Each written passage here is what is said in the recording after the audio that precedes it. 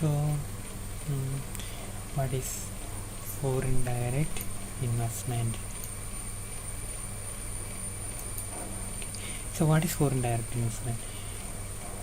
FDI is an investment by foreign entities like MNCs. Okay, basically this is investment made by MNCs. MNCs multinational corporations നടത്തുന്ന ഇൻവെസ്റ്റ്മെൻറ്റാണ് നമ്മൾ സാധാരണ FD എന്ന് പറഞ്ഞാൽ, അല്ലെങ്കിൽ multinational corporations ആണ് സാധാരണ FD നടത്തുന്നത്.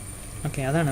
മറ്റുള്ള ആൾക്കാർ നടത്തുന്നുണ്ട്, പക്ഷേ ബഹിരാഷ്ട്ര കുത്തകൾ നമ്മൾ വിളിക്കുന്ന ആൾക്കാരില്ല, വലിയ കമ്പനികൾ പല രാജ്യങ്ങളിൽ പോയി ഇൻവെസ്റ്റ് ചെയ്യുന്നത്, അവരാണ് സാധാരണ ഫോറിൻ ഡയറക്റ്റ് ഇൻവെസ്റ്റ്മെൻറ്റ് നടത്തുന്നത്.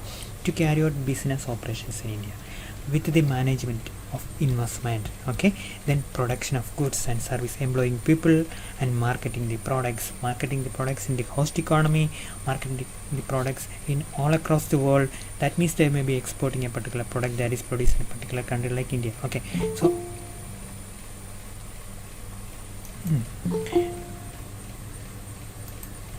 okay, so in the case of FD, both the ownership and control of the firm is with the foreign investor. അതാണ് FDയുടെ പ്രത്യേകത. നമ്മൾ പറഞ്ഞല്ലോ, ഒരു ഫോറിൻ ഡയറക്റ്റ് ഇൻവെസ്റ്റർ ഇന്ത്യയിൽ വന്നു കഴിഞ്ഞാൽ സ്വാഭാവികമായിട്ട് അയാൾ ഒരു ബിസിനസ് എൻ്റർപ്രൈസ് ഓൺ ചെയ്യും, അയാൾ ബിൽഡിങ് പണിയും, അയാൾ മെഷീനറി ഇൻസ്റ്റാൾ ചെയ്യും, അയാൾ സ്റ്റാഫിനെ റിക്രൂട്ട് ചെയ്യും, അയാൾ ടെക്നോളജി അവിടെ ഇൻറ്റഗ്രേറ്റ് ചെയ്യും, പിന്നെ അതുപോലെ മാനേജ്മെൻറ്റ് ഓപ്പറേഷൻസ് നടത്തും, കമ്പനിയെ ലിസ്റ്റ് ചെയ്യും, അല്ലെങ്കിൽ ലിസ്റ്റ് ചെയ്തില്ല തന്നെ കമ്പനിയുടെ ബോർഡ് ഓഫ് എക്സിക്യൂട്ടീവിനെ കോൺസ്റ്റിറ്റ്യൂട്ട് ചെയ്യും, പിന്നെ അല്ലാതെ പ്രൊഡക്റ്റ് പ്രൊഡ്യൂസ് ചെയ്യും, ഇൻവെൻട്രി കീപ്പ് ചെയ്യും, പ്രൊഡക്റ്റ് മാർക്കറ്റ് ചെയ്യും, എക്സ്പോർട്ട് ചെയ്യും, പിന്നെ അതുപോലെ വാല്യൂ ചെയിൻ ഡെവലപ്പ് ചെയ്യും. വാല്യൂ ചെയിൻ എന്ന് പറഞ്ഞു കഴിഞ്ഞാൽ കോമ്പണൻസ് ഒക്കെ മേടിക്കും, കോമ്പണൻസ് ഒക്കെ അയാൾ തന്നെ വേണമെങ്കിൽ പ്രൊഡ്യൂസ് ചെയ്ത് ഡിസ്ട്രിബ്യൂട്ട് ചെയ്യും, ഫിനിഷ്ഡ് പ്രൊഡക്റ്റ് കൊടുക്കും. അപ്പോൾ ഇങ്ങനെ there are lot of activities related to a particular firm, we no.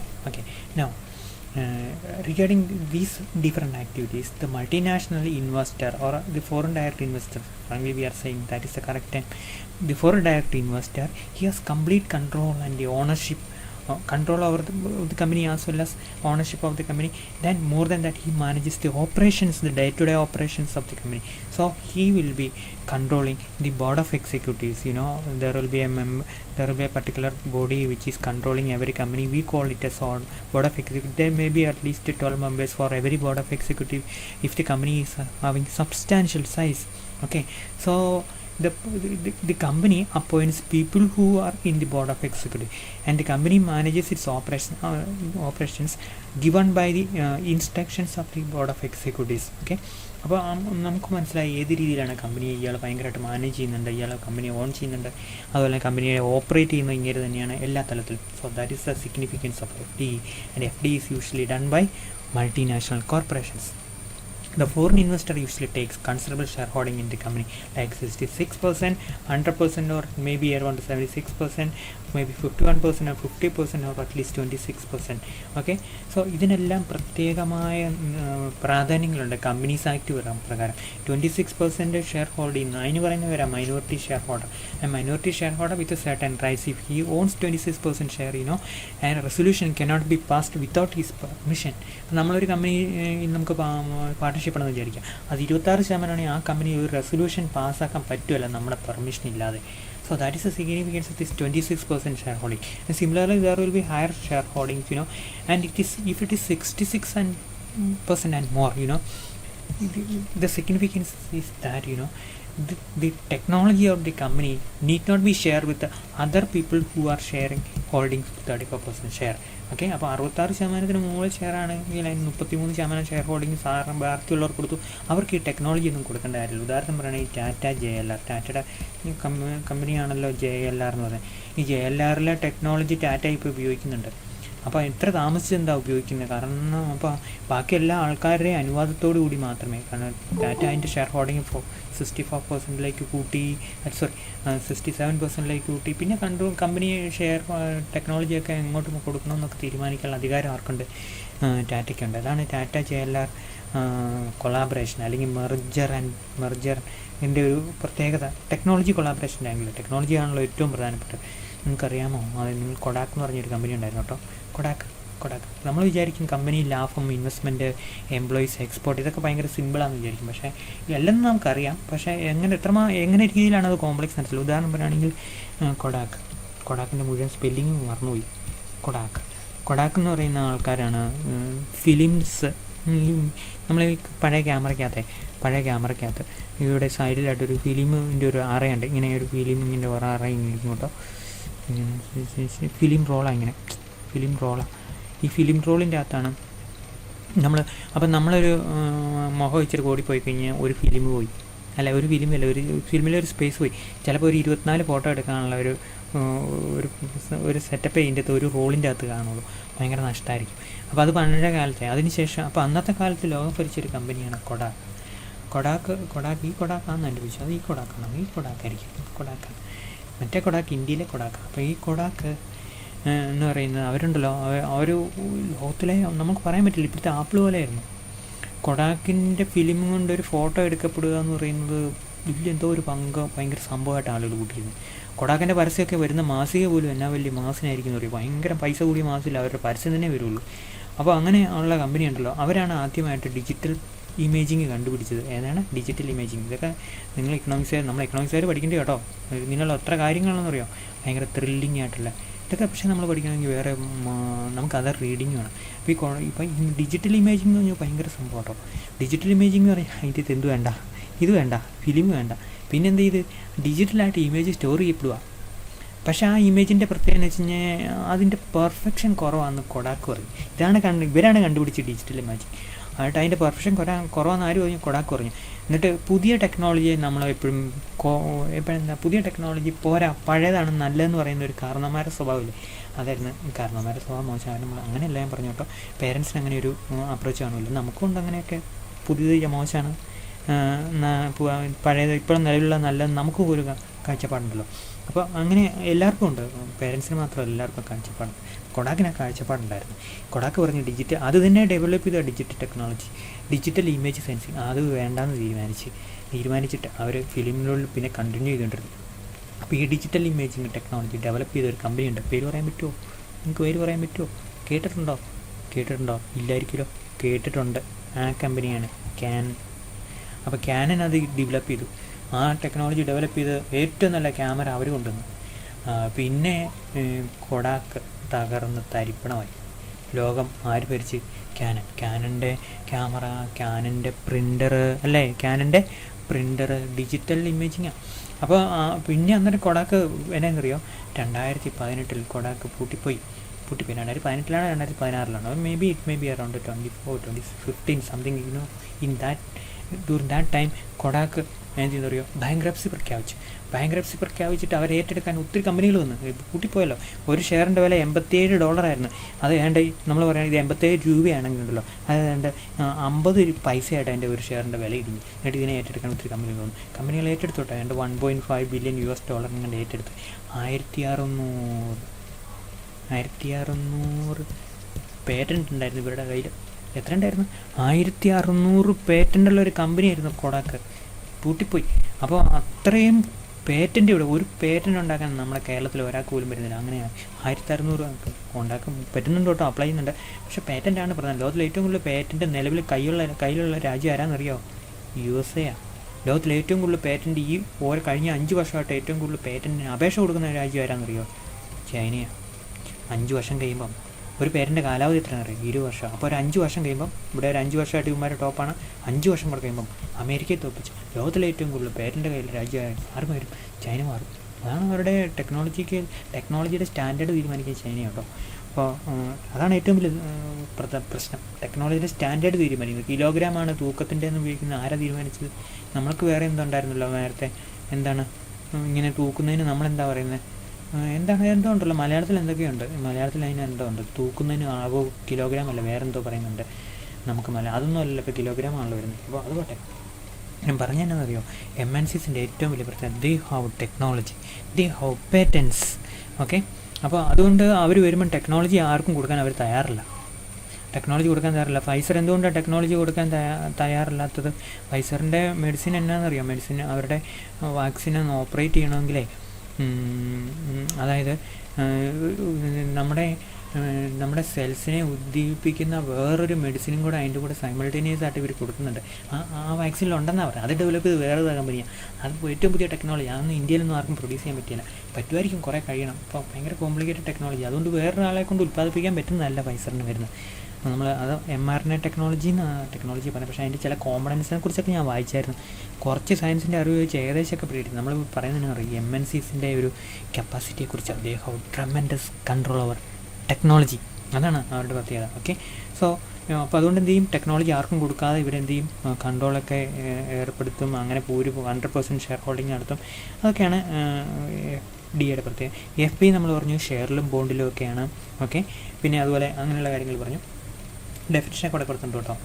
പിന്നെ നമ്മൾ പറഞ്ഞത് ഇന്ത്യയിലേക്ക് ക്യാപിറ്റൽ ഫ്ലോസ് വരുമ്പോൾ അതിൻ്റെ കോമ്പോസിഷൻ $100 മൊത്തം ടോട്ടൽ ക്യാപിറ്റൽ ഫ്ലോസ് ഇന്ത്യക്ക് നടന്നാൽ ഒരു സാധാരണ ഇത് സംഭവിക്കുന്ന അറിയാം, ഒരു $40 FDI ആയിരിക്കും, ഒരു $22 FPI ആയിരിക്കും, ഒരു 18 ECB ആയിരിക്കും. 18 കേട്ടോ, ഏതായിരിക്കും ECB ആയിരിക്കും. എക്സ്റ്റേണൽ കൊമേഴ്സ് പറയും ഒരു 10 100 കഴിഞ്ഞോ ഇല്ലല്ലോ റുപ്പി ഡിനോമിനേറ്റഡ് ബോണ്ട് ആയിരിക്കും. എല്ലാം കൂടെ കൂടി ഏകദേശം ഒരു ട്രെൻഡാണ് ഞാൻ പറഞ്ഞത്.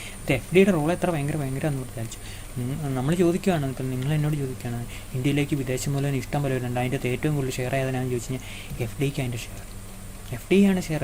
രണ്ടാമത്തെ സ്ഥാനം FP, ചില വർഷം FP ഭയങ്കര കുറവാണ്. മൂന്നാം സ്ഥാനം ECB, ചില വർഷം ECB തീരെ കുറവാണ്. അന്നേരം ചിലപ്പോൾ ഇത് FP കൂടുതലായിരിക്കും, അല്ലെങ്കിൽ റുപ്പി ഡിനോമിനേറ്റഡ് ബോണ്ട് കൂടുതലായിരിക്കും. പിന്നെ വേറെ ചെറിയ ചെറിയ സംഭവങ്ങളാണ് നമ്മൾ പറഞ്ഞാൽ. അപ്പോൾ അതിൻ്റെ കോമ്പോസിഷൻ പ്രധാനപ്പെട്ട നമ്മൾ ഡെപ്റ്റ് ഉണ്ടാക്കുന്ന ക്യാപിറ്റൽ അല്ല ഇന്ത്യയിലേക്ക് കൂടുതൽ വരുന്നത്. ഇന്ത്യയിലേക്ക് കൂടുതൽ വരുന്നത് എന്താണ്, FDI, ഫോറിൻ ഡയറക്റ്റ് ഇൻവെസ്റ്റ്മെൻറ്റ്. അതുപോലെ എന്താണ് ഫോറിൻ പോർട്ട്ഫോളിയോ ഇൻവെസ്റ്റ്മെൻറ്റ്. ഇതിൻ്റെ നോൺ ഡെപ്റ്റ് ക്രിയേറ്റ് ചെയ്യുക. നമ്മൾ പരീക്ഷയ്ക്ക് എഴുതുമ്പോഴേ നമുക്ക് വാട്ട് ഈസ് FD എന്ന് പറയാം, പക്ഷേ അതിൻ്റെ ഒരു പ്രൊഫൈൽ, അതിൻ്റെ ഫീച്ചറാണ് പ്രധാനപ്പെട്ട. അതിൻ്റെ ആ ഒരു ക്യാരക്ടറാണ് ഇക്കോണമിയിൽ ഇല്ല വർക്കിംഗ് ഉണ്ടാക്കുന്നത്. അപ്പോൾ അതുകൊണ്ട് നമ്മൾ ആ ക്യാരക്ടർ അറിഞ്ഞിരിക്കണം.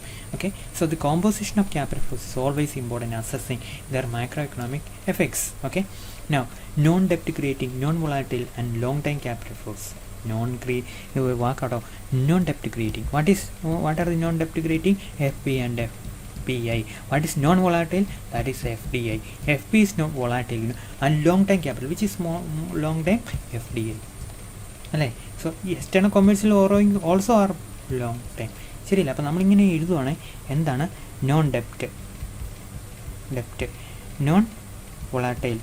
വൊളാറ്റൈൽ എന്ന് പറഞ്ഞാൽ എന്താ, അങ്ങോട്ടും ഇങ്ങോട്ടും എപ്പോഴും ഇങ്ങനെ വിലയിരുത്തും വന്നിട്ട് പോകുന്നത്, അങ്ങനെ ചെയ്യരുത്. ഇപ്പോൾ ഇവിടെ ഉണ്ടായിരിക്കണം ലോങ് ടൈം. ഇങ്ങനെ നമ്മൾ എഴുതി വെക്കുകയാണെങ്കിൽ ഏതൊക്കെ, ഇത് FDI ഉണ്ട്, FPI ഉണ്ട്, പക്ഷേ ECB ഇല്ല. നോൺ വൊളാറ്റൈൽ എന്ന് പറഞ്ഞാൽ ECB FDI ഞാൻ ഇവിടെ എഴുതിയ ECB. ഓക്കെ, എല്ലാ സംഭവം ശരിയാണ്. ഇനി ലോങ് ടൈം എന്ന് പറഞ്ഞാൽ അത് ECB ഉണ്ട്, കുറേ ECB ഉണ്ട്, FDI ഉണ്ട്. അപ്പോൾ എൻ്റെ എല്ലാം ഈ നല്ല ഫീച്ചേഴ്സ് എല്ലാം വരുന്ന ആരല്ല, FDI. ശരിയല്ലേ? മനസ്സിലായോ? അപ്പോൾ അങ്ങനെ നോക്കുക എല്ലാ ഫീച്ചേഴ്സും ക്വാളിഫൈ ചെയ്യുന്നത് FDI. അതുകൊണ്ട് ഗവൺമെൻറ് എന്തോ ഒരു FDI പോളിസി ഉണ്ട്, FP പോളിസി ഉണ്ട്, ECB പോളിസി ഉണ്ട്. പക്ഷേ FDI പോളിസിയാണ് പ്രധാനപ്പെട്ട policy. Is always desirable compared to other forms of foreign capital. For India, the positive factor is that inflows through FD is substantial. അതാണ് FDക്ക് സ്വാതന്ത്ര്യം കൂടുതൽ നമ്മൾ സ്വാതന്ത്ര്യം കൊടുക്കുന്നുണ്ട് compared to other forms of capital. At the same time, inflows through ECBs which are debt oriented and the fluctuating NRI deposit are significant. NRI depositum അതുപോലെ തന്നെ FP ഒക്കെ ഡെപ്റ്റുള്ള external commercial borrowings ഒക്കെ നമുക്കിവിടെ വരുന്നുണ്ടെന്നുള്ളതാണ് വേറൊരു side. The size of short time capital like trade credit is under manageable limit. നമുക്ക് അങ്ങനെ വളരെ ഷോർട്ട് ടൈം ആയിട്ടുള്ള ട്രേഡ് ക്രെഡിറ്റ് പോലുള്ള സംഭവങ്ങൾ നമ്മുടെ കൈപ്പിടി നിൽക്കുന്ന അല്ല, വലിയ കൂടുതലായിട്ടൊന്നുമില്ല. Okay, the risk of short time capital flows is that they have to be immediately paid back. അതാണ് ഷോർട്ട് ടൈമിൻ്റെ പറയുന്നത്. നമ്മളൊന്ന് ഉപയോഗിക്കാൻ തുടങ്ങുന്നതിന് മുമ്പ് പൈസ തിരിച്ചു കൊടുക്കേണ്ടി വരും. അപ്പോൾ നമുക്ക് ഉപയോഗിച്ച് അതിൻ്റെ ഫലമായിട്ട് നമുക്കൊരു വരുമാനം കിട്ടി അതിൽ നിന്ന് പൈസ തിരിച്ചു കൊടുക്കാമെന്ന് വിചാരിക്കേണ്ട. അപ്പോൾ അതുകൊണ്ട് അത്രയും ഷോർട്ട് ടൈം ആയിട്ടുള്ള റിസോഴ്സ് നമ്മൾ മേടിക്കാൻ നോക്കരുത്. ഓക്കെ, പിടിയിട്ടില്ലോ. ഇനി നമുക്ക് the share of FP in total capital flows is not consistent over the last 20 years. അപ്പോൾ FPയുടെ ഷെയർ കഴിഞ്ഞ നമ്മൾ FD മിക്കവാറും തന്നെ ഒരു ചില വർഷം 50, ചില വർഷം 40, ചില വർഷം 30 താഴെയില്ല, അല്ലെങ്കിൽ വേറെ 60 അങ്ങനെ നോക്കുള്ളൂ. FP എന്ന് പറഞ്ഞാലോ ഈ 60 എന്നൊക്കെ പറഞ്ഞാൽ അറിയോ, 50 ബില്യൺ US ഡോളർ കേട്ടോ. ഡോളറാണ് നമ്മൾ ആ കണക്ക് അങ്ങനെയാണ് പോകുന്നത്, ബില്യനാണ് ഈ 50-60 എന്നൊക്കെ ഞാനിവിടെ പറയുമ്പോൾ അത് ബില്യനാണ്. ഓക്കെ, അപ്പോൾ FPയുടെ ഷെയറുകൾ ചില വർഷം -3 ബില്യൺ US ഡോളർ ആയിരിക്കും, ഭയങ്കര വരികയല്ല. അങ്ങോട്ട് പോവുക, കൂടുതൽ പൈസ ഇൻവെസ്റ്റ് ചെയ്തൊക്കെ അങ്ങോട്ട് പോവുക. ചില വർഷം ഒരു 10 ബില്യൺ കിട്ടുമായിരിക്കും, ചില വർഷം ഒരു 15 ബില്യൺ കിട്ടും, ചില വർഷം ഒരു 20 ബില്യൺ കിട്ടിയായിരിക്കും. ഇത് ഏകദേശം ഫിഗർ ഞാൻ നിങ്ങളോട് പറഞ്ഞു കേട്ടോ. സോ FP ഉണ്ട്, പക്ഷേ ചില വർഷങ്ങളിൽ അവർ അത്രയധികം ഇല്ല. ഓക്കെ, ഇനി എന്താണ് ഫോറിൻ പോർട്ട്ഫോളിയോ ഇൻവെസ്റ്റർ? ഡെഫിനിഷൻ കാണുക. ഇതൊക്കെ നമ്മൾ ഡിഗ്രി ക്ലാസ്സിൻ്റെ ബേസാണ്. എന്താണ് foreign portfolio investor? foreign portfolio investor എന്ന് പറഞ്ഞാൽ basically a foreign investor or a non-resident who is coming into India to make investment in shares, okay, equities, okay, or in bonds, okay. So these institutions are known as, or these investors are known as foreign portfolio investor. A foreign investor who is buying shares in a particular company with less than 10% of the shares of in that company, categorized as foreign portfolio investor. Less than 10%.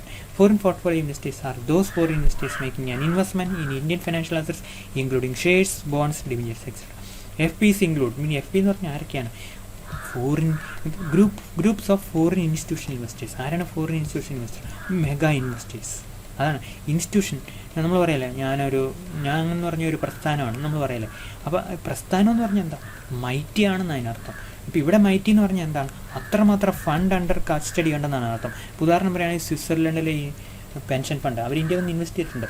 അപ്പോൾ അവരെന്തെങ്കിലും അറിയാം, ഈ pension പറ്റുന്ന ആൾക്കാരുടെ മാസം pension പറ്റുന്നതല്ലോ, salaried ആയിട്ടുള്ള ആൾക്കാരുടെ മാസാമാസം പ്രീമിയം അവർ മേടിക്കും. പ്രീമിയം എന്ന് പറഞ്ഞാൽ നമ്മൾ ഇൻഷുറൻസിന് പ്രീമിയം അടയ്ക്കല്ലേ, അങ്ങനെയുള്ള പ്രീമിയം മേടിച്ചിട്ട് അവരെന്ത് ചെയ്യും? ഏറ്റവും ആ പൈസയൊക്കെ കൂടി എന്ത് ചെയ്യും? ഷെയർ മാർക്കറ്റിൽ കൊണ്ട് ഇൻവെസ്റ്റ് ചെയ്യും. എന്നിട്ട് ഇന്ത്യയിലെ ഷെയർ മാർക്കറ്റിൽ ഇൻവെസ്റ്റ് ചെയ്യും. അപ്പോൾ അങ്ങനെയുള്ളവർക്ക് പറയുന്ന പേരാ പെൻഷൻ ഫണ്ട്സ്. എന്താണ്? Pension funds. അപ്പോൾ ആ പെൻഷൻ ഫണ്ട്സ് ഇന്ത്യയിൽ വന്ന്, വിദേശത്തു നിന്നുള്ള പെൻഷൻ ഫണ്ട്സ് ഇന്ത്യയിൽ വന്ന് ഇന്ത്യയുടെ ഷെയർ മാർക്കറ്റിൽ ഇൻവെസ്റ്റ് ചെയ്യുന്ന നമ്മൾ പറയുന്നത്. ഓക്കെ, അപ്പോൾ അങ്ങനെ എന്നിട്ട് ലാഭമായിട്ട് അവരൊന്ന് തിരിച്ചു പോകും. അവരെ നമ്മൾ വിളിക്കുന്നതാണ് പെൻഷൻ ഫണ്ട്. ആ പെൻഷൻ ഫണ്ട് ഇതിൻ്റെ അകത്ത് വരും, ഇൻസ്റ്റിറ്റ്യൂഷനാണ്. പിന്നെ വിദേശ ഇൻഷുറൻസ് കമ്പനികൾ വരും, വിദേശ മ്യൂച്വൽ ഫണ്ടുകൾ വരും. ഇവയൊക്കെ വരുന്നത് ചെറിയ പൈസയായിട്ടാണോ? അല്ല, ഹ്യൂജ് എമൗണ്ട് ഓഫ് ഫണ്ടുമായിട്ടാണ് ഇവർ വരുന്നത്. Okay, so that is about foreign institution investors who are actually institutions who are making large scale investment. Okay, so their impact will be quite visible in the stock market. When they invest, the stock index will go up, the Sensex will go up, the Nifty will go up. Similarly, when they come the stock in the foreign share market, the exchange rate of rupee, it comes down, or what we can say, the value of rupee goes up. അതാണ് exchange rate കുറവാന്ന് പറഞ്ഞാൽ രൂപയുടെ value കൂടുകയെന്ന് അതിനർത്ഥം. അത് നമ്മൾ differentiate ചെയ്ത് പഠിക്കണം. Okay, അപ്പോൾ exchange rate കുറയും, അല്ലെങ്കിൽ റുപ്പിയുടെ വാല്യൂ കൂടും, അല്ലെങ്കിൽ റുപ്പി അപ്രീഷിയേറ്റ് ചെയ്യും. അങ്ങനെയുള്ള കാര്യങ്ങളൊക്കെ നമ്മൾ കഴിഞ്ഞ ബാലൻസ് ഓഫ് പേയ്മെൻറ്റ് പഠിച്ചാൽ ഇന്ന് നമുക്ക് പഠിക്കാൻ പറ്റില്ല, നമുക്ക് ഡിസ്കസ് ചെയ്യാനുള്ള സമയമില്ല. ഓക്കെ, അപ്പോൾ അതുകൊണ്ട് ഫോറിൻ പോർട്ട്ഫോളിയോ ഇൻവെസ്റ്റർ എന്ന് പറഞ്ഞാൽ 10% ഉള്ള ഷെയർ ഒരു കമ്പനിയിലാണെങ്കിൽ ഒരു 10% ഷെയർ കുറവ് ഇൻവെസ്റ്റ് ചെയ്യുന്നവരാണ്. ഓക്കെ, ഇനി എന്താണ് QFI? QFI എന്ന് പറഞ്ഞ ഒരു ഗ്രൂപ്പും കൂടെ അതിൻ്റെ കൂടെയുണ്ട്, ഞാൻ പറയാതെ ഇവിടുന്ന് വിട്ടുപോകരുതല്ലോ അല്ലേ. ഇത് QFI ആരാണ്? QFI എന്ന് പറഞ്ഞാൽ qualified foreign investors who are qualified to make investment in India, to buy Indian shares, foreigners, but they are small investors. Okay, they are what? They are small investors. So we categorize such foreign investors. Suppose that if you Rajesh Jhunjhunwala എന്ന് പറഞ്ഞ ഒരാളുണ്ട് കേട്ടോ, രാജേഷ് ജുഞ്ചുവാല, അയാൾ share മേടിക്കാൻ പോകാന്ന് പറഞ്ഞാൽ പിറ്റേഴ്സ് ആ ഷെയറിൻ്റെ വില ഭയങ്കരമായിട്ട് കൂടും. അയാളുടെ പരിപാടി ഇതാ, അനൗൺസ്മെൻറ്റ് നടത്താം. നമുക്കും വേണമെങ്കിൽ അങ്ങനെയൊക്കെ ആകാം, ഷെയറൊക്കെ മേടിക്കാം. പൈസ കൊണ്ടൊക്കെ കളഞ്ഞാൽ നന്നായിട്ട് പഠിച്ചിട്ട് മാത്രമേ ഷെയർ മേടിക്കാവുള്ളൂ. എൻ്റെ ഒരു ശിഷ്യനുണ്ട് കേട്ടോ, ശിഷ്യൻ ഉണ്ട്. അല്ല, അവൻ കേൾക്കില്ല ഞാനിങ്ങനെ പറയുമ്പോൾ യൂട്യൂബിലൊക്കെ ഇട്ട് കഴിഞ്ഞാൽ അവന് ഷെയർ മേടിക്കുക പണി. ആ പടെ 10-500 രൂപ കയ്യിലുള്ളൂ, അത് വെച്ച് ഷെയർ മേടിക്കും. വലിച്ചോടെ കഴിയുമ്പോൾ 1000 രൂപ 5000 രൂപയൊക്കെ ആയിട്ട് ഷെയർ മേടിക്കും. എന്നിട്ട് ഷെയറിനെ കുറിച്ച് ഭയങ്കര വായനകൾ നടത്തും. എന്നിട്ട് ഷെയറിനെ കുറിച്ച് നമുക്ക് ഉപദേശം തരുന്ന യൂട്യൂബ് ചാനലിലെ ലിങ്കൊക്കെ എനിക്ക് ഷെയർ ചെയ്യും. ഞാനും കുറേ ഷെയർ മേടിച്ചു കേട്ടോ, കോളേജിൽ പഠിക്കുമ്പോൾ. കോളേജില്ല, എന്താണെന്നറിയാം, എനിക്ക് കുറച്ച് പഠിക്കുന്ന സമയത്ത് മേടിച്ചതാണ്. PG ഒക്കെ കഴിഞ്ഞ് മേടിച്ചതാണ്. കുറേ പൈസ ഉണ്ടാക്കി. അപ്പം കുറച്ച് പൈസ ഉണ്ടാക്കി, നഷ്ടമൊന്നുമില്ല. ഒരു ഷെയറിലൊക്കെ നഷ്ടം വന്നായിരുന്നു, ബാക്കി എല്ലാത്തിലും ലാഭം കിട്ടി. ആ പൈസ ഞാൻ നന്നായിട്ട് ഉപയോഗിക്കുകയും ചെയ്തു. പിന്നെ കോളേജ് സർവീസ് കയറിയപ്പോഴും ഞാൻ ഷെയർ മേടിച്ചു. ഞാനിങ്ങനെ ഷെയർ മേടിക്കുമ്പോൾ എൻ്റെ കൂടെ താമസിച്ച സാർമാർ ഷെയർ മേടിച്ചു. പിന്നെ നമ്മൾ ഷെയർ ആയിരിക്കും മനസ്സിൽ മുഴുവൻ. കോളേജിൽ നിന്ന് വണ്ടിയിലേക്ക് പോകുമ്പോൾ, ബസ് സ്റ്റോപ്പിലേക്ക് പോകുമ്പോൾ, ബസ് സ്റ്റോപ്പിൽ നിന്ന് പോകുമ്പോൾ, വീട്ടിലേക്ക് പോകുമ്പോൾ എല്ലാം ഷെയർ തന്നെയാണ് മനസ്സിൽ. രാവിലെ 9 നമ്മുടെ മൊബൈൽ ഇങ്ങനെ ഓൺ ചെയ്തിരിക്കുക, വില കൂടിയോ. അപ്പോൾ ഭയങ്കരമായിട്ട് ദിവസം ഞാൻ ആ പരിപാടി നിർത്തി. കാരണം അറിയോ, നമുക്കൊരു ഇൻട്രസ്റ്റ് ഉള്ള ഏരിയ ഉണ്ട് അക്കാഡമിക്സ്, അതിൻ്റെ അകത്ത് ഇൻട്രസ്റ്റൊക്കെ പോകും. നമുക്കിവിടെ പോകാം, കുഴപ്പമില്ല. പക്ഷെ നമ്മൾ അങ്ങോട്ടൊരു ചെസ്സ് കളിക്കാരനെ പോലെ, ചെസ്സ് കളി നിങ്ങൾക്കറിയാം എൻ്റെ ഒരു വാശി എത്ര മാത്രമെന്ന്. നമ്മൾ രാവിലെ തൊട്ട് വൈകുന്നേരം വരെ അവിടെ തന്നെ ഇരിക്കും, ജയിക്കാതെ ഏറ്റുപോകില്ല. അങ്ങനെയൊന്നുമല്ല, ജയിക്കും തോക്കും, അതൊക്കെ അതിൻ്റെ ഒരു കടവാണ്. അതുപോലെ ഒരു സംഭവമാണ് ഈ ഷെയർ മാർക്കറ്റിൽ നിന്ന് പൈസ ഉണ്ടാക്കിയ 2 ഇക്കോണമിസ്റ്റുകളുണ്ട്. ആരാന്നറിയും? ഒന്ന് റിക്കാർഡോയും 2 കെയ്ൻസും. ബാക്കിയുള്ളവരും പൈസ ഉണ്ടാക്കി കാണും, നമുക്ക് ഉണ്ടാക്കാവുന്നുള്ളൂ. പക്ഷേ ഇപ്പോൾ പോയി നിങ്ങൾ ചെയ്യുന്നുണ്ട്. You have to study, you have to learn a lot about the working of the share market, So there are individuals or trusts, small institutions or small type of entities or individuals who are coming to India to purchase Indian shares, we categorize them as qualified foreign investors. Okay. And sub അക്കൗണ്ട്സിന് സാധാരണഗതിയിൽ ഒരു share broker appoint ചെയ്യുന്ന sub account എന്നാണ് പറയുന്നത്. അവർക്കും share മേടിക്കാം. NRIs doesn't comes under FPI. FPIയുടെ കേസിൽ NRI വരുന്നില്ല. NRI ഒക്കെ സെപ്പറേറ്റ് പറയുന്നുണ്ട് ഇങ്ങനെ ഇൻവെസ്റ്റ് ചെയ്യാൻ. അവർക്ക് സെപ്പറേറ്റ് സ്കീമുണ്ട്. അത് നമ്മളിപ്പോൾ നോക്കുന്നില്ല കേട്ടോ. അപ്പം നമ്മൾ ഡീറ്റെയിൽ നോക്കേണ്ട കാര്യമില്ല. അപ്പോൾ ആരാണ് ഫോറിൻ അതിൻ്റെ ഡെഫിനിഷൻ നിങ്ങൾ വായിച്ചാൽ ഞാനിപ്പോൾ ഓൾറെഡി ഐഡിയ പറഞ്ഞല്ലോ അല്ലേ. ഇനി ഫോറിൻ പോർട്ട്ഫോളിയോ ഇൻവെസ്റ്റേഴ്സ് നമ്മൾ പറഞ്ഞ കാര്യങ്ങൾ തന്നെയാണ് നമ്മൾ പറയുന്നത്. ഒരു കമ്പനിയിൽ അതെവിടെയെങ്കിലും കാണും, ഒരു കമ്പനിയിൽ 10% ഇതാണ്. FP is less than 10% holding in A company. FD is above that. ഏറ്റവും പ്രധാനപ്പെട്ട കാര്യമാണ്. FP എന്ന് പറഞ്ഞാൽ എന്താണ്? ഒരു കമ്പനിയിൽ അവർ ഒരു കമ്പനി ഷെയർ മേടിക്കണമെന്നൊന്നും ഇല്ലല്ലോ അല്ലേ. പല കമ്പനിയിലാണ് ഷെയർ മേടിക്കുന്നത് അല്ലേ. അപ്പോൾ FP ഒരു കമ്പനിയിൽ നമ്മളൊരു കമ്പനിയിൽ തന്നെ കുറേ ആൾക്കാർ വരുമെന്ന് വിചാരിച്ചു. നിങ്ങളൊരു കമ്പനി ഉണ്ടാക്കി, ഒരു ഓൺലൈൻ എഡ്യൂക്കേഷൻ ആപ്പാന്ന് വിചാരിച്ചു. നിങ്ങളൊന്ന് ആലോചിച്ച് നോക്കൂ, നമ്മൾ കാണുന്നില്ലേ? അതായത് നമ്മൾ TV ഓപ്പൺ ചെയ്താൽ എത്ര ഓൺലൈൻ എഡ്യൂക്കേഷൻ ആപ്ലിക്കേഷൻസിൻ്റെ പരസ്യം വരുന്നത് എത്രയാണോ? ഞാൻ ഒരെണ്ണത്തിൻ്റെ പേര് പറഞ്ഞാൽ അതിൻ്റെ പരസ്യം ഇപ്പോൾ അതുകൊണ്ട് പറയുന്നില്ല അല്ലേ. ഇത്ര അപ്പം നമുക്ക് വിചാരിക്കും നമുക്ക് ക്രിയേറ്റ് ചെയ്യാൻ പറ്റില്ല. എനിക്കും അങ്ങനെ തോന്നുന്നുണ്ട്. ഞാനും ഒരു പ്രാവശ്യം ശ്രമിച്ചാൽ 2014 അന്ന് നിങ്ങൾ സ്കൂളിൽ പഠിക്കുമായിരിക്കും. അപ്പോൾ അത് നമുക്ക് ചെയ്യാവുന്നേ ഉള്ളൂ, ഐഡിയാസ് ഉണ്ടെങ്കിൽ. അതുകൊണ്ട് അതിലേക്ക് ഞാൻ പോകുന്നില്ല. So what I am telling you is that suppose that if you have a company, you listed that, and foreigners are coming. If the foreigner is investing 10% or more, then you can say that investor has made an FD in your company. Okay.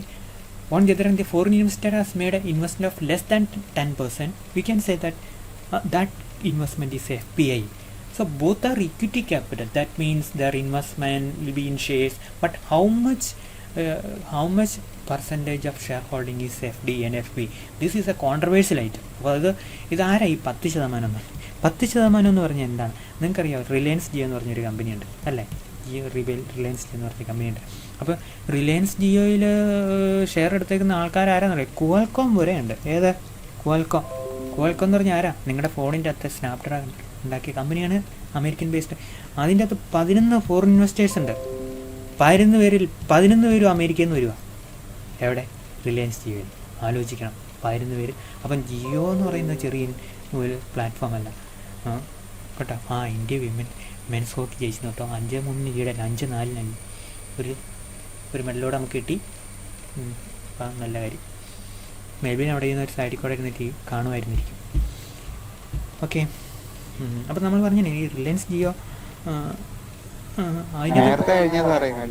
ആണോ? ഞാൻ കുറച്ച് കണ്ടായിരുന്നു. കഴിഞ്ഞ് 5-3 ആകുമ്പോഴത്തേക്കും പിന്നെ class എടുക്കാൻ പറഞ്ഞോ? ഇല്ല, നിങ്ങൾ തന്നെ ഓടിക്കുമല്ലോ. അതുകൊണ്ട് ഞാൻ പോകുന്നു.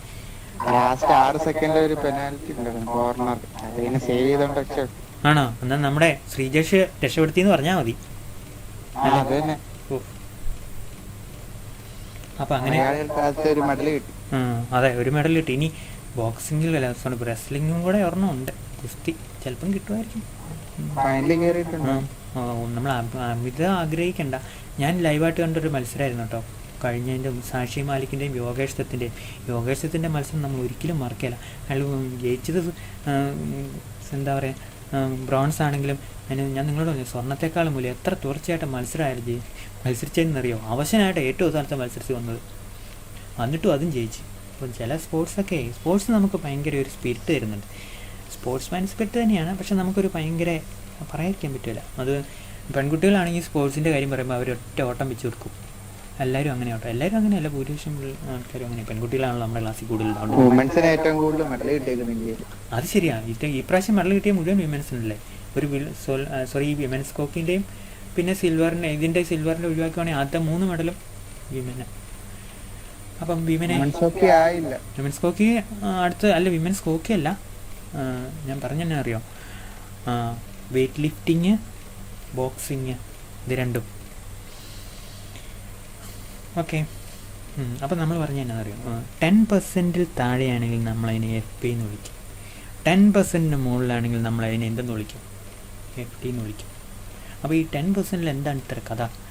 അതിലെന്നാണെന്നറിയോ, അപ്പോൾ നമ്മൾ ഈ റിലയൻസ് ജിയോ ആണല്ലോ, റിലയൻസ് ജിയോ ഞാൻ ഭയങ്കരമായിട്ട് ആലോചിച്ചിരുന്ന ഒരു കമ്പനി കേട്ടോ. എൻ്റെ ഷെയർ ഹോൾഡിങ് ആരാ ഏറ്റെടുക്കുന്നത്? 11 അമേരിക്കക്കാർ വരട്ടെ എന്ന് ആരായിരിക്കും പറഞ്ഞത്? ഇന്ത്യയിലെ നേതൃത്വ പൊളിറ്റിക്കൽ ലീഡർഷിപ്പ് പറഞ്ഞാൽ എന്തുകൊണ്ട് അതിൻ്റെ താലിബാബ അല്ലെങ്കിൽ ഒരു ചൈനീസ് കമ്പനി റിലയൻസ് ജിയോയ്ക്കകത്ത് ഷെയർ എടുത്തില്ല? അതേസമയം വേറെ എല്ലാ കമ്പനികളിലും വിദേശത്ത് ചൈനീസ് കമ്പനികൾ ഷെയർ എടുക്കുന്നുണ്ട്. അപ്പം Reliance Jio is going to be it has lot of political support. We know that. We cannot declare it publicly. I cannot declare it, you can say that. Okay, അപ്പോൾ അതിൻ്റെ അകത്ത് ഇപ്പോൾ അവർ 1%, 5% കണ്ട് ഈ ക്വാൽകോം ഏറ്റെടുത്തുള്ളൂ. ക്വാൽകോം എന്ന് പറഞ്ഞാൽ നിങ്ങൾ ഓർക്കണം, മൊബൈൽ ഫോണിൻ്റെ ഏറ്റവും നല്ല പ്രോസസ്സർ ഉണ്ടാക്കുന്ന കമ്പനിയാണ്. അപ്പം നിങ്ങൾ മൊബൈൽ മേടിക്കുമ്പോൾ മീഡിയടെക് ആണോ ക്വാൽകോമിൻ്റെ സ്നാപ്ഡ്രാഗൺ ആണോ എപ്പോഴും നിങ്ങൾ നോക്കാറുണ്ടായിരിക്കും. അപ്പോൾ ഇവർ അതിനെതിരെ SMIC എന്ന് പറഞ്ഞൊരു പ്രോസസ്സറിങ് കമ്പനി ചൈന ഡെവലപ്പ് ചെയ്തു. പക്ഷേ അത് വിജയിക്കാൻ പറ്റില്ല. അതിനെതിരെ ഭയങ്കര വിഷമം ഭയങ്കര വഴക്കാണ് രണ്ട് രാജ്യങ്ങൾ തമ്മിൽ. ചിലപ്പോൾ ചൈന ഇച്ചോടെ മുമ്പോട്ട് പോകുമായിരിക്കും, പറയാൻ പറ്റില്ല ഭാവിയിൽ. അപ്പോൾ ഇതിപ്പോൾ 10% ഷെയർ, റിലയൻസിൻ്റെ ഏകദേശം എനിക്ക് തോന്നുന്നു ജിയോയുടെ ഒരു 35% ഷെയർ എന്ന് തോന്നുന്നത് എൻ്റെ വിശ്വാസം കേട്ടോ. അപ്പോൾ ഈ 11 പേരും കൂടെ ഏറ്റെടുക്കും ഇത്. അതിൽ 40% കാണുമായിരിക്കും. 11 പേരും കൂടെ ഷെയർ ചെയ്തിട്ടെടുക്കും ഇത്. അപ്പോൾ നമ്മൾ പറയുന്നത് എന്നാണെന്നറിയാം. സോ അങ്ങനെ വരുവാണെങ്കിൽ ഇവർക്ക് നമ്മളൊരു കമ്പനിയെ ഇപ്പോൾ 51% ഷെയർ ഉണ്ടെങ്കിൽ കമ്പനി നമ്മുടേതാണ്. 50.001% ഉണ്ടെങ്കിലും കമ്പനി നമ്മുടേതാണ്. 50% ആണെങ്കിൽ നമുക്ക് വേറൊരുത്തിനും കൂടെ 50% എടുക്കാതിരിക്കാൻ നോക്കണം. വേറെ ഒരുത്തിനും 1%, വേറെ 2%, വേറെ 3%, വേറെ 8% അല്ലെങ്കിൽ 6%. ഇങ്ങനെയൊക്കെയാണെങ്കിൽ ആരും നമ്മളെ വഴക്കൂടാൻ വരികയില്ല. നമുക്ക് കൺട്രോൾ. റിലയൻസിൻ്റെയൊക്കെ മിക്ക ഷെയറിൻ്റെയും കമ്പനികളിൽ റിലയൻസിന് 26% ഷെയർ കാണുള്ളൂ. ബാക്കിയൊക്കെ പലർക്കും കൊടുക്കും. എന്നിട്ട് 26% വെച്ച് കമ്പനി കൺട്രോൾ ചെയ്യും. ഓക്കെ, അതാണ് കാരണം. ബാക്കി പൈസ നമ്മൾ ഷെയർ വിറ്റ് നമ്മൾ പൈസ ഉണ്ടാക്കി കമ്പനി ഡെവലപ്പ് ചെയ്തെടുക്കുമല്ലോ. നമ്മളാണെങ്കിൽ 100% ഷെയർ നമ്മുടെയിലായിരിക്കും. വേറെ വന്നു കഴിഞ്ഞാൽ നമ്മളെ ഷെയർ അടിച്ചു പോകുന്നു വിചാരിച്ച് നമ്മളെന്നെ അറിയാം കമ്പനി ഷെയർ കൊടുക്കില്ല. അങ്ങനെ കൊടുക്കാത്തതുകൊണ്ട് നമുക്ക് പൈസ കിട്ടിയില്ല, കമ്പനി ഡെവലപ്പ് ചെയ്യില്ല. ഇത് നമ്മളൊരു മലയാളി മൈൻഡാണ്. പക്ഷേ ഒരു നോർത്ത് ഇന്ത്യൻ അങ്ങനെയല്ല. അവർ ഭയങ്കര ബിസിനസ് പീപ്പിളാണല്ലോ. പിന്നെ അവർ സ്വന്തമായിട്ട് പൈസ ഇൻവെസ്റ്റ് ചെയ്യില്ല, ബാങ്കിൽ നിന്ന് എടുക്കും. കമ്പനി വിട്ടി ബാങ്ക് വിട്ടു. ഇതാണ് ഒരു നോർത്ത് ഇന്ത്യൻ സ്റ്റൈൽ. അപ്പോൾ നമ്മളിപ്പം പറയുന്നതെന്നറിയാം, ഈ 10% എന്ന് പറയാനുള്ള കാരണം അറിയാം. 10% കൂടിക്കഴിഞ്ഞാൽ സ്വാഭാവികമായിട്ട് 12 പേരുള്ള ബോർഡ് ഓഫ് എക്സിക്യൂട്ടീവിൽ ഒരാളെ അപ്പോയിൻറ്റ് ചെയ്യാനുള്ള അധികാരം ഈ 10%-കാരന് കിട്ടാൻ സാധ്യതയുണ്ട്. അതുകൊണ്ട് RBI 10 എന്ന് പറഞ്ഞില്ല, ഇവരിങ്ങനെ 10 പറഞ്ഞ് വെച്ചേക്കുന്നുള്ളൂ. Okay, so that is a difference in the equity holding when you are differentiating between FP and FD. ഓർത്തിരിക്കണം. നെറ്റിനൊക്കെ ചോദിക്കും. കാര്യങ്ങൾ ഏകദേശം നിങ്ങൾക്ക് പിടികിട്ടിയല്ലോ.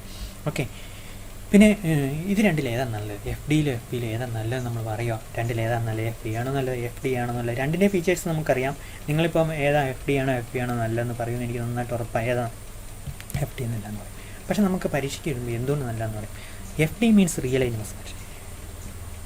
What is real investment? Real investment is an investment aimed to produce a particular good or a service. Okay, so it is not just a buying of shares.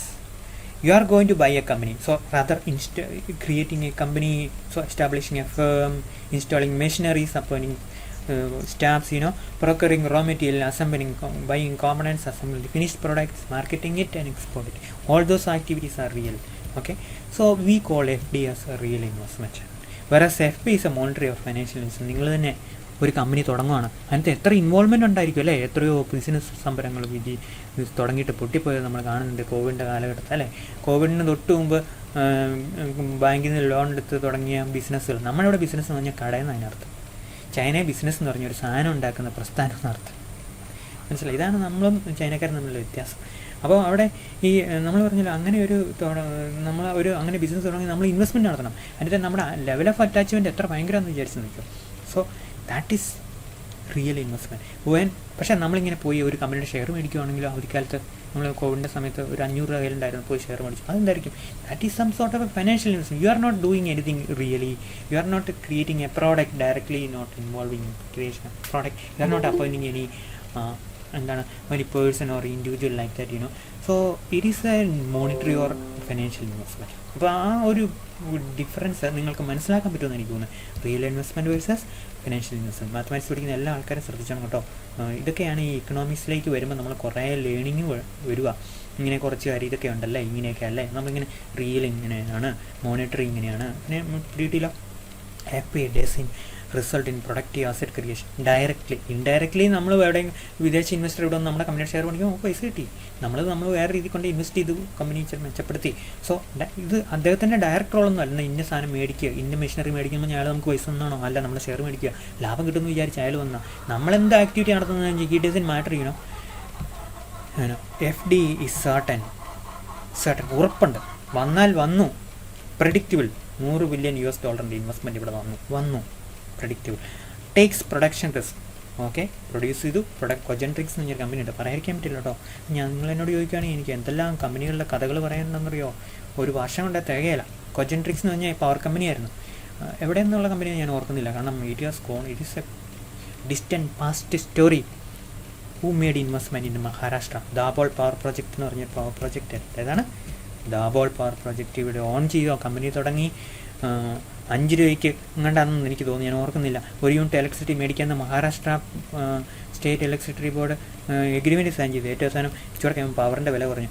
ഇവർ produce ചെയ്യുന്ന പ്രോജക്റ്റിന് ഇപ്പോൾ 5 രൂപയ്ക്ക് ഇവർ മേടിച്ചില്ല, ഇവരെ 3 രൂപയ്ക്ക് 2 രൂപയ്ക്ക് ഇങ്ങനെ മേടിക്കാമെന്ന് പറഞ്ഞു. ഏറ്റവും അവസാനം കമ്പനി കൂട്ടിപ്പോയി. കോടിക്കണക്കിന് രൂപയുടെ ഇൻവെസ്റ്റ്മെൻറ്റ് നഷ്ടപ്പെട്ടു പോയി. അവർക്ക് ഈ കൊജൻട്രിക്സ് എന്ന് പറഞ്ഞ കമ്പനി അത് കോർപ്പറേറ്റ് മിസ് ഗവേണൻസിൻ്റെ ക്ലാസിക് എക്സാമ്പിളായിട്ട് യൂണിവേഴ്സലായിട്ട് പറയുന്ന ഒരു കഥയാണ്, അല്ലെങ്കിൽ ഒരു കേസ് സ്റ്റഡിയാണ് കൊജൻട്രിക്സ്. അപ്പോൾ അത് കർണാടകയിലും ഉണ്ടായിരുന്നു കേട്ടോ. ലോകത്തിൽ എല്ലായിടത്തും പൊട്ടിപ്പോയി. ഇന്ത്യ പൊട്ടിപ്പോയി, ലോകത്തിൽ എല്ലായിടത്തും പോയി. ഇന്ത്യ അല്ലാത്ത പല കാരണങ്ങളും അതിനകത്തുണ്ടായിരുന്നു. സോ ഇപ്പം നമ്മൾ പവർ പ്രോജക്റ്റ് എത്രയാണെന്നറിയോ? സാധാരണ നമ്മൾ എന്താണെന്നറിയോ, നമ്മൾ എന്തെന്നറിയോ, സോളാർ എനർജി ഇപ്പോൾ പ്രൊഡ്യൂസ് ചെയ്യും. സോളാർ എനർജി 2 രൂപ 10 പൈസയ്ക്ക് വരെ ഒരു യൂണിറ്റിന്, നമ്മളാണെങ്കിൽ 8 രൂപയ്ക്ക് കറണ്ട് ചാർജ് കൊടുക്കുന്നത്. 2 രൂപ 10 പൈസയ്ക്ക് ഒരു യൂണിറ്റ് ഇലക്ട്രിസിറ്റി പ്രൊഡ്യൂസ് ചെയ്യാനുള്ള. അപ്പോൾ നമ്മുടെ കേരളത്തിൽ 2 രൂപ 35 പൈസയ്ക്ക് പ്രൊഡ്യൂസ് ചെയ്യാമെന്ന് പറഞ്ഞു. ശരിക്കും പറഞ്ഞ് 35 പൈസ, 2 രൂപ 35 പൈസ ഒട്ടും കൂടുതലല്ല. 2 രൂപ 10 പൈസ എന്ന് പറഞ്ഞാൽ അതിനനുസരിച്ച് ക്ലൈമറ്റ് വേണം ഇവിടെ, അതിനുള്ള കോസ്റ്റ് ഫാക്ടേഴ്സ്. അപ്പോൾ അന്നേരം ഭയങ്കര പൊളിറ്റിക്കൽ കോൺട്രവേഴ്സിയൊക്കെ ആയിട്ട് പത്രത്തിൽ ഒന്നും നിങ്ങൾ കേട്ട് കാണും. എൻ്റെ മനസ്സിൻ്റെ ഉള്ളിൽ ഞാനിതൊക്കെ സാധാരണ കൊട്ടേഷനൊക്കെ നോക്കുന്നതാണല്ലോ. ഫിൻലാൻഡ് കമ്പനി 2 അത് ഇവിടെ എവിടെയായിരുന്നു?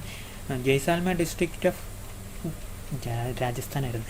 2 രൂപ 35 പൈസയ്ക്ക് ഒരു യൂണിറ്റ് ഇലക്ട്രിസിറ്റി വിൽക്കാമെന്ന് കേരളത്തിലെ ഏതൊരു കമ്പനി എന്ന് പറഞ്ഞ്, സോളാർ കമ്പനി പറഞ്ഞു. അപ്പോൾ അത് ലോകത്തിൽ 2.10 ഏറ്റവും കുറവ്, 2.25 പൈസയുടെ ലാഭം ഉണ്ടെന്നൊക്കെ പറഞ്ഞ് ഭയങ്കര കോൺട്രവേഴ്സി. അത്രയൊന്നുമില്ല. 2.35. ഈവൻ കേരളത്തിൽ അത് എൻ്റെ അഭിപ്രായം പറയുകയാണെങ്കിൽ ഒരു 2.90 വന്നാലും ഒരു കുഴപ്പമില്ല. കാരണം കേരളത്തിലുണ്ടല്ലോ അത്രമാത്രം എന്താ പറയുക, സ്ഥലത്തിന് വില കൂടുതലാണ്. വേറെ ഒത്തിരി ഫാക്ടേഴ്സ് കേരളത്തിൽ അഡ്വൈസ്ഡ് ആയിട്ടുണ്ട്. രാജസ്ഥാനിൽ ചില അഡ്വൈസ് ഫാക്ടർ ഒന്ന്, അവിടെ ഇപ്പോൾ ഇലക്ട്രിസിറ്റി പ്രൊഡ്യൂസ് ചെയ്യുന്ന രാജസ്ഥാനിലായിരിക്കും, പക്ഷേ അവർ ട്രാൻസ്മിഷൻ ലൈൻ വലിച്ച് ഡൽഹി വരെ കൊണ്ടുപോകണം. ആ കോസ്റ്റോ. പിന്നെ അതുപോലെ സ്റ്റോറേജ് ഉണ്ടെങ്കിൽ ബാറ്ററി. കേരളത്തിൽ അങ്ങനെയല്ല. പാലക്കാടാണ് പ്രൊഡ്യൂസ് ചെയ്യുന്നതെങ്കിൽ തൊട്ടടുത്ത് പാലക്കാട് തന്നെ ഇലക്ട്രിസിറ്റി KSBക്ക് വിൽക്കാൻ പറ്റും. 2 രൂപ 65 പൈസ നഷ്ടം. നമ്മളിപ്പോൾ ഒരു 3-4 രൂപയെങ്കിലും ഒരു യൂണിറ്റ് കൊടുക്കുന്നില്ലേ, അല്ലേ? KSBക്ക് ഇത് കിട്ടും. 2 രൂപ 90 പൈസയ്ക്ക് കിട്ടും. ഒരു ട്രാൻസ്പോർട്ടേഷൻ കോസ്റ്റ് ഒരു 30 പൈസ അങ്ങോട്ട് കുടിച്ചാൽ 3 രൂപ 20 പൈസയ്ക്ക്, 3 രൂപ 50 പൈസയ്ക്ക് സ്റ്റാഫിനെല്ലാം സാലറിയും കുറിച്ചാൽ 3 രൂപ 70 പൈസയ്ക്ക് നമുക്ക് തരാൻ പറ്റും. അവർ നമുക്കൊരു 5 രൂപയ്ക്ക് തരും, അല്ലേ? അപ്പം ശരിക്കും സോളാറിൻ്റെ ഒരു ഓപ്പർച്യൂണിറ്റി നമ്മൾ പറയുന്നത്. അപ്പോൾ ഇങ്ങനെ പവർ പർച്ചേസ് എഗ്രിമെൻ്റ് ഉണ്ട്, അതിലൊരു എക്സാമ്പിളായിരുന്നു കൊജൻട്രിക്സ്. അപ്പോൾ അവർ വന്നു കഴിഞ്ഞാൽ എന്നാ സംഭവിക്കുന്നത് അറിയാം? They take production risk. അതാണ് ഇതിൻ്റെ അർത്ഥം. നഷ്ടം വന്നു കഴിഞ്ഞാൽ സഹിച്ച് അവർ കൂട്ടി തിരിച്ചു പോകും. ലാഭം വന്നു കഴിഞ്ഞാൽ കുറച്ച് നല്ലപോലെ ലാഭം കൊണ്ടുപോവുകയും ചെയ്യും. നമ്മൾ അതിനകത്ത് കാര്യമായിട്ട് ഇൻവോൾവ്. പിന്നെ അവർ നല്ല ടെക്നോളജി കൊണ്ടുവരും. Okay, so FD is certain, predictable, takes production risk, have stabilizing impact on production കൊടുക്കും. ഉദാഹരണം പറയുകയാണെങ്കിലോ, നിങ്ങൾ ഹീറോ എന്ന് പറഞ്ഞൊരു കമ്പനി, ഹീറോ എന്ന് പറഞ്ഞ കമ്പനിയെക്കുറിച്ച് കേട്ടാണ്. ഹീറോ എന്ന് പറഞ്ഞ കമ്പനിയെക്കുറിച്ച് അസീം കുമാർ മുഞ്ചാൽ എന്ന് പറഞ്ഞൊരു ആളായിരുന്നു തുടങ്ങി കേട്ടോ. അപ്പോൾ അയാൾ UP കാരനാണെന്ന് എനിക്ക് തോന്നുന്നത്. അയാൾ 1991 ലോകത്തിൽ ഏറ്റവും കൂടുതൽ സൈക്കിൾ പ്രൊഡ്യൂസ് ചെയ്യുന്ന കമ്പനിയായിരുന്നു ഹീറോ. അവർ ഏറ്റവും അവസാനം പിന്നീട് കുറച്ച് കഴിഞ്ഞപ്പോൾ ഹോണ്ട എന്ന് പറഞ്ഞ വിദേശ കമ്പനിയായിട്ട് ജോയിൻറ്റ് വെഞ്ചർ വന്നു ബൈക്കിൽ. അന്ന് അപ്പോൾ അങ്ങനെ വന്നപ്പോഴത്തേക്കും ഹോണ്ടയുമായിട്ട് ടൈപ്പ് വന്നു. ഏറ്റവും അവസാനം എന്താ പറയുക, ഹീറോ ഹോണ്ട പ്രൊഡ്യൂസ് ചെയ്തു. 2001 ലോകത്തിൽ ഏറ്റവും കൂടുതൽ ബൈക്ക് പ്രൊഡ്യൂസ് ചെയ്യുന്ന കമ്പനിയായി ഹീറോ ഹോണ്ട. ഹീറോയുടെ ടെക്നോളജിയാണോ? അല്ല, ഹോണ്ടയുടെ ടെക്നോളജിയാണ്. പിന്നെ അവരെന്ത് ചെയ്യുമോ, സെപ്പറേറ്റായി. ഹീറോ സ്വന്തമായിട്ട് ബൈക്ക് പ്രൊഡ്യൂസ് ചെയ്തു. ഏത് ബൈക്കാണുള്ളതെന്ന് ഞാൻ ഓർക്കുന്നില്ല കേട്ടോ. ഹോണ്ട എന്നേരം സെപ്പറേറ്റ് യൂണിക്കോൺ എന്ന് പറഞ്ഞു വേറെ ബൈക്ക് ഇന്ത്യ പ്രൊഡ്യൂസ് ചെയ്തു. ഇവർ സെപ്പറേഷൻ വന്നു. ഇപ്പം ഹീറോ ഇത്രയും വളർന്നതിൻ്റെ പ്രധാനപ്പെട്ട കാരണം എന്താ? ഹോണ്ടയുമായിട്ടുള്ള ടൈപ്പ്. അവർ ടെക്നോളജി കിട്ടി, ശരിയല്ലേ? ഇതുപോലെ വേറെ കവാസാക്കി, ബജാജ്. നിങ്ങൾ കേട്ടിട്ടുണ്ടോ? കവാസാക്കി ഇപ്പോൾ ബജാജ് സ്വന്തമായിട്ട് ബൈക്ക് പ്രൊഡ്യൂസ്. TVS സുസുക്കി സ്വന്തമായിട്ട് ബൈക്ക് പ്രൊഡ്യൂസ് ചെയ്തു, പക്ഷേ വിജയിച്ചില്ല. TVS അത്ര പോരാതെ വന്നു. അപ്പോൾ അവർക്കൊരു മാനുഫാക്ചറിങ് ബേസ് ഇല്ലായിരുന്നു. പക്ഷേ ഇതാണ് നമ്മൾ പറയുന്നത്, when technology of collaboration happens, what happen the ultimate result it you are going to get benefit in terms of technology, quality product etcetera. അതാണ് എഫ് ഡിയുടെ പ്രത്യേകത. Okay, it directly augments employment. എന്താണ് employment കൊണ്ടുവരുന്നു. Second delete ചെയ്തോട്ടെ, എവിടെ delete ചെയ്യുന്നു? അതാണ്. Okay, ഈ directly augments employment, output, export etcetera. നിങ്ങൾക്കറിയാമോ എന്താണ് ഉണ്ടായി ഇന്ത്യ ക്രിയേറ്റ് ചെയ്യുന്ന വണ്ടികളിലെ 50% എക്സ്പോർട്ട് ചെയ്യുന്നു. ഇന്ത്യ ക്രിയേറ്റ് ചെയ്യുന്ന വണ്ടികളിലെ 50% എക്സ്പോർട്ട്. ഇതുപോലെ തന്നെ മൈക്ര എന്ന് പറഞ്ഞൊരു വണ്ടിയുണ്ട്, അത് ആരുടെയെന്ന് അറിയോ? അത് നിസാൻ്റെ വണ്ടിയാണ്. നിസാൻ ഒരു കമ്പനി കൊണ്ടായിട്ട് റിനോൾട്ട് നിസാൻ്റെ കൊളാബറേഷനാണ് മൈക്രോ. ചെറിയൊരു വണ്ടി. അതും അതിൻ്റെ 50% ഉണ്ടാക്കുന്നതിൻ്റെ 50% എക്സ്പോർട്ട് ചെയ്യപ്പെടുക. F D triggers technology spillovers. അതാണ് Hero Honda, Hero bike produce ചെയ്യാൻ തുടങ്ങി അല്ലേ. കവാസാക്കി ബജാജ് ബൈക്ക് പ്രൊഡ്യൂസ് ചെയ്യാൻ തുടങ്ങി. അസിസ് human capital from contributes in international trade integration. നമ്മളങ്ങനെ പല സാധനത്തിൻ്റെയും കോമ്പണൻ്റ് ഉണ്ടാക്കും. നിങ്ങൾക്കറിയാമോ? അതായത് ഭാരത് ബോർജ് എന്ന് പറഞ്ഞൊരു കമ്പനിയുണ്ട്. ഇതൊക്കെ പഠിക്കേണ്ടത് കേട്ടോ, പഠിക്കേണ്ടെന്ന് പറഞ്ഞിട്ടുണ്ട് അവിടെ എന്നോട് കൂടിയുണ്ട്. ഭാരത് ബോർജ് ഇതാ സ്പെല്ലിംഗ് എന്നാ.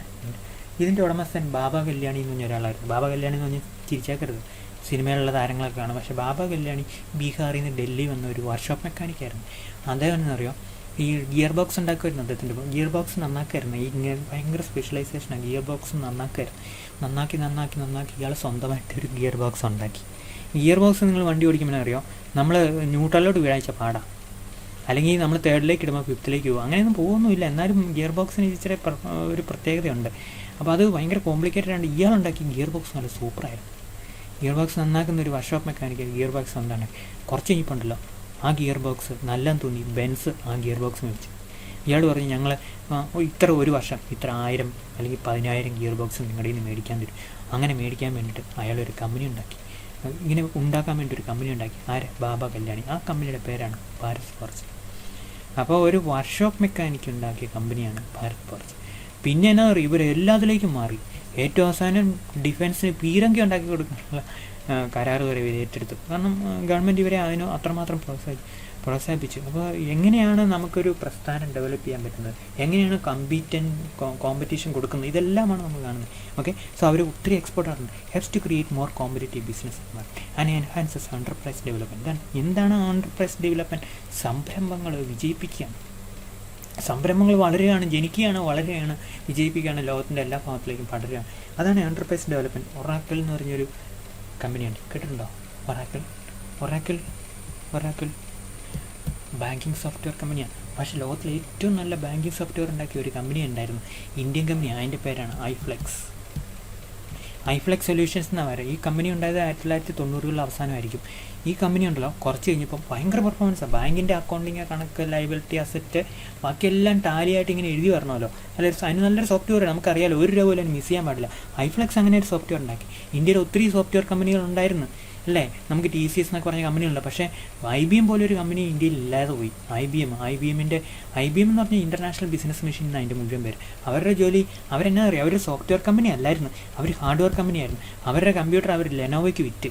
ലോകത്തിലെ ഏറ്റവും നല്ല IBMൻ്റെ റെഫ്രിജറേറ്റർ, IBMൻ്റെ AC, IBMൻ്റെ കമ്പ്യൂട്ടർ, ഇതെല്ലാം അവർ മെഷീൻ ഉണ്ടാക്കുന്ന കമ്പനിയായിരുന്നു വിചാരിച്ചാണ് IBM. ആ IBM 2002 അവർ സോഫ്റ്റ്വെയർ കമ്പനി ഉണ്ടാക്കി. എന്നിട്ട് ഹാർഡ്വെയർ കമ്പനി വിറ്റു, പീസായിട്ട് വിറ്റ്. ആർക്ക് വിറ്റു? IBM കമ്പ്യൂട്ടർ ലെനോവയ്ക്ക് വിറ്റ്. ഇപ്പം നമ്മൾ കാണുന്ന ലെനോവയ്ക്ക് വിറ്റ്. അത് IBMൻ്റെ ആദ്യത്തെ കമ്പ്യൂട്ടറിൻ്റെ കീബോർഡൊക്കെ നിങ്ങൾ എടുത്ത് നോക്കൂ. പണ്ട് ഇവിടെ വന്ന കമ്പ്യൂട്ടറിൻ്റെ കീബോർഡും അതിൻ്റെ കീബോർഡും മോണിറ്ററും ഒക്കെ എങ്ങനെയായിരിക്കും എന്ന് പറയും. ഒരെണ്ണം പോലെ എൻ്റെ ഇല്ല, ഞാൻ എവിടെയെങ്കിലും കണ്ടു. ഞാൻ ഒരെണ്ണം കണ്ടായിരുന്നു കേട്ടോ. ഭയങ്കര TV പോലുള്ളൊരു പെട്ടി. എന്നിട്ട് അതെന്ത് ചെയ്യുക, അതിൻ്റെ കീബോർഡെന്ന് പറഞ്ഞാൽ ടക്കടക്കടന്ന് ഭയങ്കര ഒച്ചയാണ്. അതുണ്ടാക്കിയ കമ്പനിയാണ് IBM എന്നാണെന്നറിയോ. എന്നിട്ട് അത് മാറിയിട്ട് സ്വന്തമായിട്ട് സോഫ്റ്റ്വെയർ ഉണ്ടാക്കി. അവരുടെ സോഫ്റ്റ്വെയർ ആയിരുന്നു ഡീപ് ബ്ലൂ. ലോകത്തിലെ ഏറ്റവും ഫാസ്റ്റായിട്ടുള്ള സൂപ്പർ കമ്പ്യൂട്ടറൊക്കെ ഇവരുടെ. ഞാൻ പറഞ്ഞു എന്നാണെന്നറിയോ. So business enterprises are growing only because of FD. പ്രത്യേകിച്ച് ഇന്ത്യ പോലുള്ള രാജ്യങ്ങളിൽ അവരൊന്ന് ഇൻവെസ്റ്റ് ചെയ്തു. ഇപ്പോൾ ഐഫ്ലെക്സിനെ ഒറാക്കിൾ ഏറ്റെടുത്തതാണ് ഞാൻ പറഞ്ഞു. ഒറാക്കിൾ ഏറ്റെടുത്തുണ്ട്. ഇന്നിപ്പം ഐഫ്ലെക്സ് ഒറാക്കിളാണ് ലോകത്തിലെ ഏറ്റവും നല്ല ബാങ്കിങ് സോഫ്റ്റ്വെയർ കമ്പനി. ഓക്കെ, അങ്ങനെ FD വന്നു കഴിഞ്ഞാൽ നമ്മളെ സംരംഭങ്ങൾ വിജയിക്കുമെന്നുള്ളതാണ്. സംരംഭങ്ങൾ വളരും. All this contribute to higher economic stimulus for actual investment. FD influence growth by increasing total factor productivity, ഇതെന്നാണ് പിന്നെ പറയാം, ഉൽപ്പാദനക്ഷമത എന്ന് കൂട്ടിക്കേണ്ട. More generally the efficiency of resource use in the recipient economy, technology transfers to FD generate positive externality. നമ്മൾ പറഞ്ഞല്ലോ bike മേഖലയിൽ ഒരു ചൈന ബൈക്ക് ഇന്ത്യ വന്ന് നമ്മളെ ഇപ്പോഴത്തെ വന്ന പുതിയ ബൈക്കൊക്കെ വരുള്ളൂ, അല്ലാതെയുള്ള ബൈക്കുകളൊക്കെ മാർക്കറ്റിൽ നമ്മൾ പിടിച്ചു നിന്ന്. അതിൻ്റെ പ്രധാനപ്പെട്ട കാരണം ഈ കോമ്പറ്റീഷനും FD വരികയും technology transfer. The major merit of FD is that it is non-depreciating as well as non-volatile. Non-depreciating and non-volatile. When they comes, it will remain here for the next 25 years. They create products, they gives employment, they procure raw materials, they transfer technology, they upgrade the manufacturing competitiveness, they make export, etc. Okay, അപ്പോൾ ഇതെല്ലാം ഭയങ്കര ബെനിഫിഷ്യലാണ്. India പോലുള്ള രാജ്യങ്ങൾക്ക് ഇത് ഭയങ്കര നേട്ടമുള്ളതാണ് എന്നാണ് പറയുന്നത്. ഇനി FPയെ കുറിച്ചുള്ള ക്ലാസ് നമുക്ക് അടുത്ത ക്ലാസ്സിലെടുക്കാം. അങ്ങോട്ട് എടുക്കാൻ സമയമുണ്ടോ? അത് 2 മിനിറ്റ് ഉള്ളൂ. നിങ്ങൾ 2 മിനിറ്റ് ഒന്ന് വെയിറ്റ് ചെയ്യണേ. FP is often described as volatile capital. Share market, its destination period is so small and is empirically considered fluctuating capital. വരും പോകും. ഷെയർ മാർക്കറ്റ് എന്തെങ്കിലും പ്രശ്നമാണെങ്കിൽ വിട്ടിട്ട് അന്നേരം ഇറ്റ് ഈസ് ഹൈലി വോളാറ്റൈൽ. നമ്മുടെ ഷെയർ മാർക്കറ്റ് ഇൻവെസ്റ്റ് ചെയ്യുന്നവരാണ് നമ്മൾ tip ചെയ്യുന്നത്. Fair weather fund എന്ന് പറഞ്ഞാൽ എന്താ, നമുക്ക് നല്ല കാലം ഉള്ളപ്പോൾ നമ്മുടെ കൂടെ നിൽക്കും. എല്ലാ ഫ്രണ്ട്സും അങ്ങനെയല്ലേ, ആലോചിച്ച് നോക്കൂ. നമ്മൾ പറയല്ല, ഈ ഒരു സിനിമയ്ക്കകത്തൊരു പാട്ടുണ്ട്, എന്താണ്, ചിരിക്കുമ്പോൾ നിൻ്റെ കൂടെ ചിരിക്കാൻ 1000 പേർ വരും എന്നൊക്കെ പറഞ്ഞു വരില്ല. എന്ന് പറഞ്ഞാൽ FPയുടെ പ്രത്യേകത, നമ്മുടെ ഇക്കോണമി പെർഫോം ചെയ്യുമ്പോൾ അവന്മാരിവിടെ കാണും. നമ്മുടെ ഇക്കോണമി എന്തെങ്കിലും ഒരു ചെറിയ പുക കാണുമ്പോൾ അവന്മാർ അന്നേരം ഇവിടുന്ന് വിട്ടുപോകും. അപ്പോൾ അതുകൊണ്ട് this is a fair weather fund. It is very speculative. A defective side of FP is that it creates exchange risk. വരുമ്പോൾ അപ്രീസിയേഷൻ, പോകുമ്പോൾ depreciation. And men led to capital flight ഇവിടുന്ന് അങ്ങോട്ട് പോവുക, എല്ലാവരും കൂടെ പോവുക. ഈ ദേശാടന പക്ഷി വരുന്ന പോലെ വരും, പോകുന്ന പോലെ പോകും. ഇവർക്കൊരു ഹെർഡ് ബിഹേവിയർ ഉണ്ട്. ഹെർഡ് എന്ന് പറഞ്ഞാൽ എന്താ, ജനക്കൂട്ടമായിട്ടാണ് വരുന്നത്. വരുമ്പോൾ ഒരുമിച്ച് വരും, പോകുമ്പോൾ ഒരുമിച്ച് പോകും. അതുകൊണ്ട് വരുമ്പോൾ ഉള്ള സന്തോഷവും പോകുമ്പോൾ ഉള്ള സങ്കടവും താങ്ങാൻ നമ്മുടെ മാർക്കറ്റിന് പറ്റൂല. Okay, it creates currency crisis affecting real economic variables. ശരിക്കും കറൻസിക്കാണ് crisis വരുന്നതെങ്കിലും ഇക്കോണമിക്കാണ് പ്രശ്നങ്ങളുണ്ടാവുക. It is destabilizing in the foreign market. Fluctuations in the mobility of FP affects foreign exchange rate, domestic money supply, അതൊന്നും ഞാൻ പിന്നീട് പറയാം എങ്ങനെയൊക്കെയാണെന്നുള്ളത്. ദെൻ വാല്യൂ ഓഫ് റുപ്പിയുടെ വാല്യൂ കുറയും. Call money rate അത് നമ്മൾ നോക്കണ്ട. Security market, stock മാർക്കറ്റിൽ വില കൂടുന്നു പറയുന്നു. FP inflows depend on 2 factors. First, return potential of the destination. ഇവിടെ ഷെയറിന് വില കൂടാൻ സാധ്യതയുണ്ടോ, അതിനങ്ങനെ അവർ വരും. Second, availability of risk capital in source geographies എന്ന് പറഞ്ഞാൽ വിദേശ രാജ്യങ്ങളിൽ ഇഷ്ടം പോലെ പൈസ ഉണ്ടോ, അങ്ങനെയാണെങ്കിലും അത് ഇങ്ങോട്ട് വരും. Sorry, a change in environment. ഇനി of this result in quick reversal of flows. Okay, അപ്പോൾ എന്ത് ചെയ്യും, ഇതിലേതെങ്കിലും വിദേശ പൈസയില്ല, ഉടനെ ഇത് FP എല്ലാം കൂടെ തിരിച്ച് അങ്ങോട്ട് പോയി. അതുപോലെ ഇന്ത്യയിലെ മാർക്കറ്റിൽ എന്തെങ്കിലും ഒരു പ്രശ്നമുണ്ട്, ഉടനെ FP എല്ലാം തിരിച്ചു അങ്ങോട്ട് പോയി. ഓക്കെ, ഇതാണ് FPയുടെ പ്രത്യേകത. It is A volatile capital, it is very short time. Okay, കിട്ടിയല്ലോ. So that is all about today's class. Let me close this class. Stop.